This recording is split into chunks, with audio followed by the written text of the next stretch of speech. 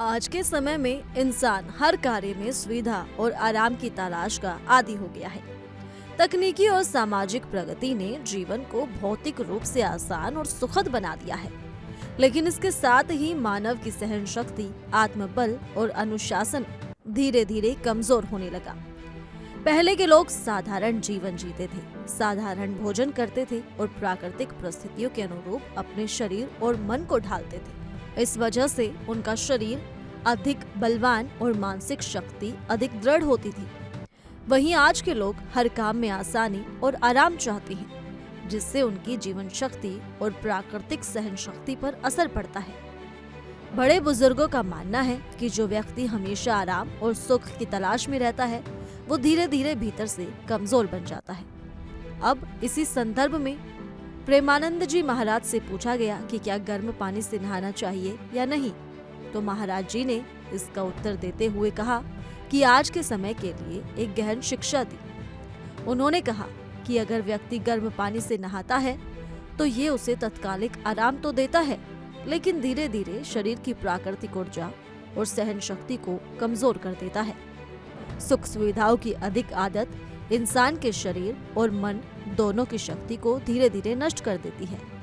जब इंसान प्रकृति की ठंडक से डरने लगता है, तब उसका शरीर नाजुक और मन कमजोर हो जाता है।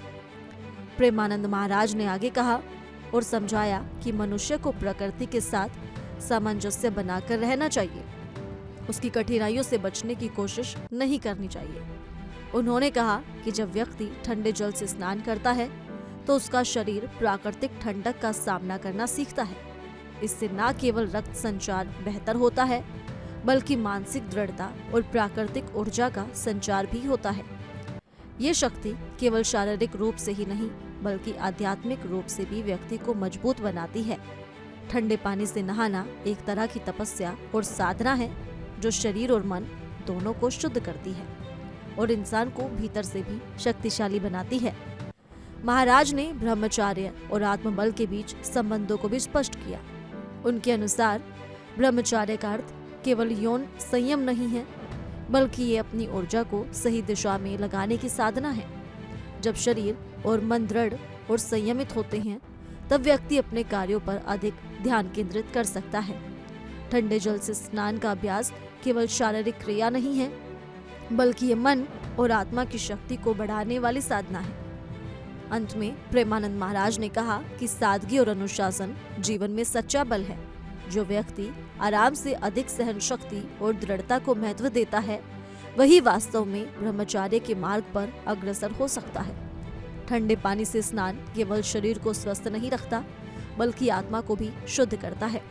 यही साधना इंसान को भीतर से मजबूत और शक्तिशाली बनाती है और जीवन में कठिनाइयों का सामना करने की क्षमता भी प्रदान करती है। प्रेमानंद महाराज, जो अक्सर ही अपने प्रवचनों के चलते अपने भक्तों के बीच में चर्चा में रहते हैं, हमेशा ही कोई ना कोई ऐसी सीख दे जाते हैं जिससे उनके भक्त अपनी जिंदगी में काफी कुछ सीखते हैं। गर्म पानी से नहाने को लेकर उनकी इस सीख से आपने क्या सीखा?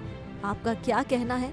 आप हमें कमेंट कर जरूर बताएं और प्रेमानंद महाराज से जुड़ी तमाम खबरों के लिए जुड़े रहिए इंडिया डेली के डिजिटल प्लेटफॉर्म के साथ।